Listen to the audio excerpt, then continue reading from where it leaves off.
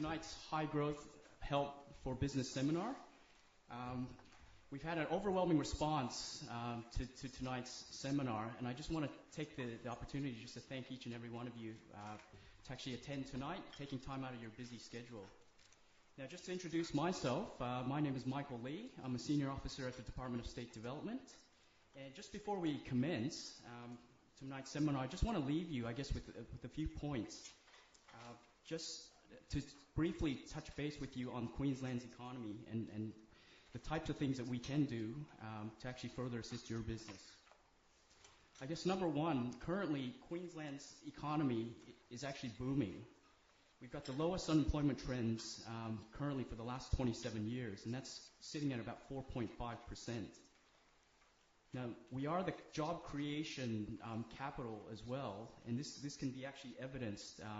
45% of all new jobs created within the last year was actually created here in Queensland. Now, innovation is actually driving a lot of that growth as well. Now, with innovation, I mean that's basically where firms and organizations actually find smarter ways of actually doing what they do to actually drive their business. Now, innovation is not only relevant to industries such as biotechnology, but innovation is where traditional industries such as manufacturing, mining can diversify, add value, and find more efficient and innovative ways of doing business. Now, innovation is leading to the creation of new jobs. And basically with that, there was 20,000 new jobs created in manufacturing within 2003, 2004. Now, the export markets are increasing as well. And within the past 6 years, we've actually increased exports by about 24%, which equates to about $30 billion as well, which is almost a quarter of the state's economy. Now, mining and mineral processing continue to be Queensland's major export performers, and innovation actually leads to increased productivity across those and other industries, enabling Queensland to increase in export performance. Now, new industries such as high-tech manufacturing are increasing exports and are also leading to the creation of more jobs as well. Now, these new exporters are also high spenders on research, development, and also training. Now, the key challenge, I guess, for Queensland is that the majority of Queensland businesses are small businesses. All businesses in Queensland, 95% of them are small business. So the Queensland government, I guess we recognize the need to actually provide support to help grow your businesses. Now, the seminar tonight hopefully will show you some of these issues and challenges that will face you in business, and hopefully provide you with some answers to where you can actually go for support as well. So I'd like to now welcome our presenter, Peter Rowe. Peter is a dynamic and inspiring speaker with a vast knowledge and a 30-year background in small business. He's currently the director of 5 different companies and a member of the Institute of Management Consulting. Peter delivers motivational business and marketing seminars, and he's actually contracted by the Department of State Development to actually deliver these high-growth seminars through the state. So without further ado, I'd like to welcome Peter Rowe.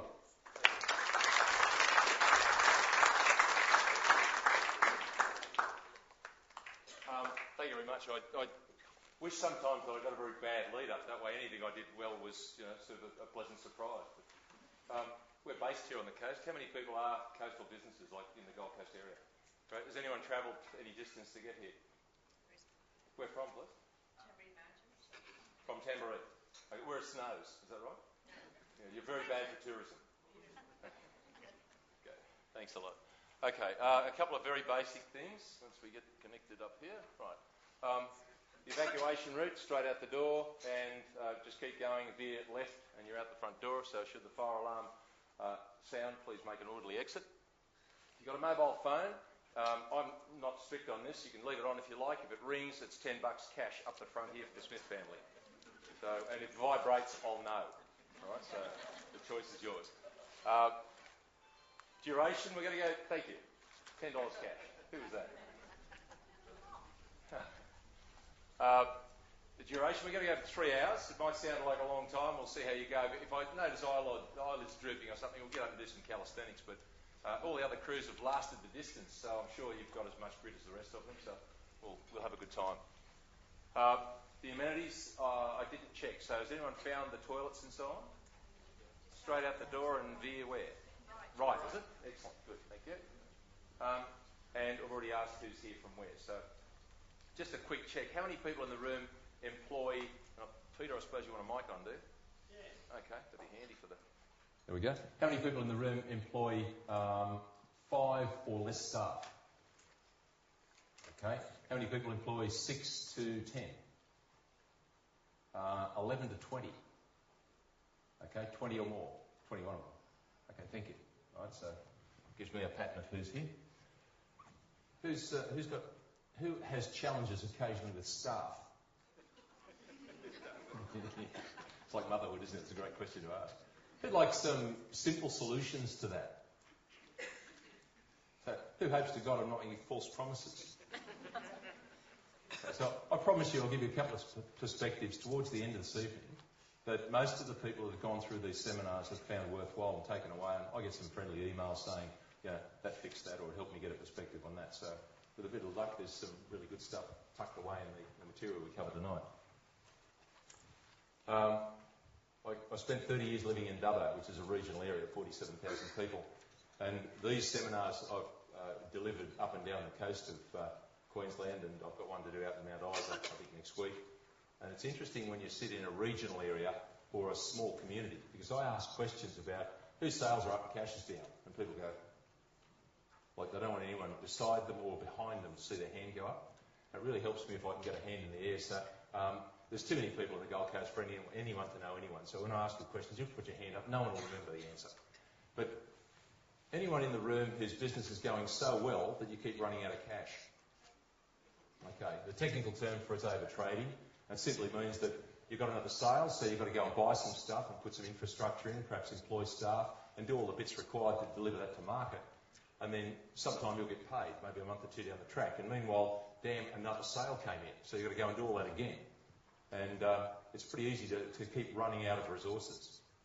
I've got some perspectives later on this evening that might give you some hope in that area and an easy way to overcome the problem. But it is a common problem in growth.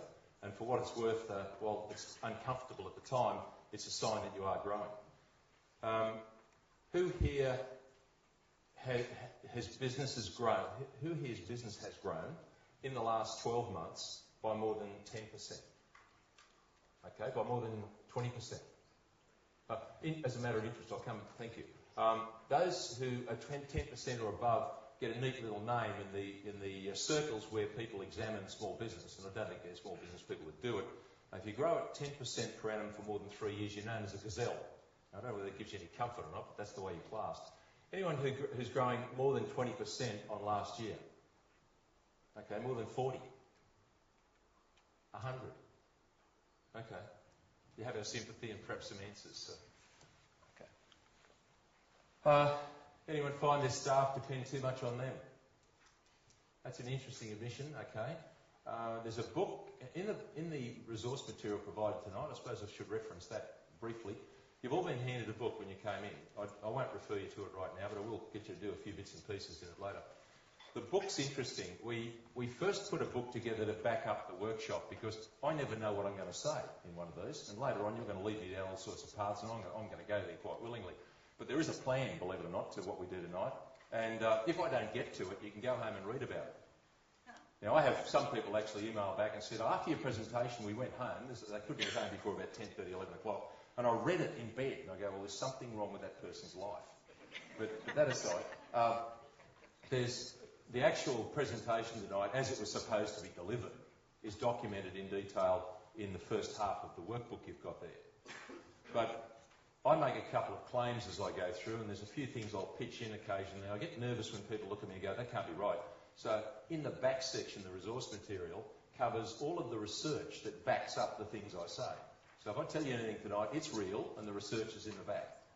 So if you want to find out the nuts and bolts of some of the things that I'll tell you and work through with you, it's there. One interesting article, we'll start on that very shortly. We want to look at how businesses grow. And last year when we piloted these seminars, we came up with a 3-step model for business growth to give you a bit of perspective. These things happen there and these things happen at that stage of growth. And I wasn't happy with it, neither was the department. Now, such are the resources of the government department, I said, I'm not happy with this. I can't find any better research material. So they simply picked up a very able research assistant and put him on the job for 6 weeks. And I got back a mass of material, which was very, very chunky and worthwhile. And that's been boiled down into the article that's at the back of the resource material called 5 Stages of Growth. And I hope you read it and enjoy it. I've got a number of direct coaching clients. I work with a clientele of about 15 people, one-on-one. And one of the clients who grew 400% last year, I sent it to him, and he rang me back and he said, that's a really great article. He said, I've identified where we are. We're in the take-off stage. What do you reckon?